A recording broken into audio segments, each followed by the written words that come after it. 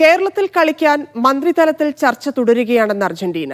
ലോകകപ്പിന് മുൻപ് team ഇന്ത്യയിലെത്തുമെന്നാണ് പ്രതീക്ഷയെന്ന് Argentina ടീമിന്റെ മാർക്കറ്റിംഗ് ഡയറക്ടർ ലിയാൻഡ്രോ പീറ്റേഴ്സൺ ദുബൈയിൽ വാർത്താസമ്മേളനത്തിൽ പറഞ്ഞു.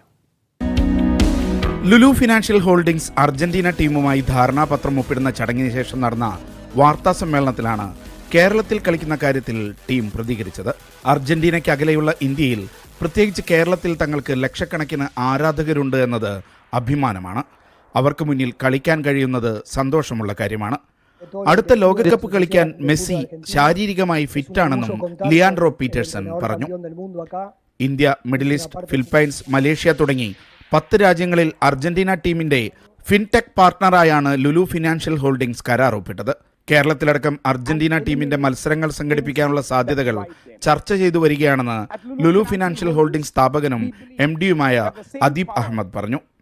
ഇന്ത്യയിൽ തന്നെ വളരെ കുറച്ച് സ്റ്റേറ്റ് ഉള്ളൂ ഒരു ഫുട്ബോളിംഗ് നേഷൻ എന്ന് പറയാൻ വേണ്ടിയിട്ട്. കൊൽക്കത്ത, ഗോവ, കേരളയിൽ തന്നെ ഒരു ലാർജ് ഫാൻ ബേസ് ആണ്. ഇപ്പോൾ ഒരു ഫിഫ വേൾഡ് കപ്പ് നടക്കുമ്പോൾ ആകെ 2 ഫ്ലാഗേ കാണുള്ളൂ. മലപ്പുറം ഇന്ത്യയുടെ ഫ്ലാഗ് പോലും കാണാറില്ല. ഒന്നില്ലെങ്കിൽ ബ്രസീലിൻ്റെ ഫ്ലാഗ്, അല്ലെങ്കിൽ അർജന്റീനയുടെ flag. So it's A very strong fan base and I think so with 32 million people in Kerala, it's a very important aspect for Argentina also to create more fan base in India. 10 രാജ്യങ്ങളിൽ Argentina football അസോസിയേഷനുമായി സഹകരിക്കുന്നതിനാണ് Lulu financial ഹോൾഡിംഗ്സുമായി കരാർ. FIFA മത്സരങ്ങളുടെ ഇടപാടുകളിലേക്കും ഈ സഹകരണം വ്യാപിപ്പിക്കാനാകുമെന്നാണ് പ്രതീക്ഷയെന്നും Lulu exchange അധികൃതർ പറഞ്ഞു.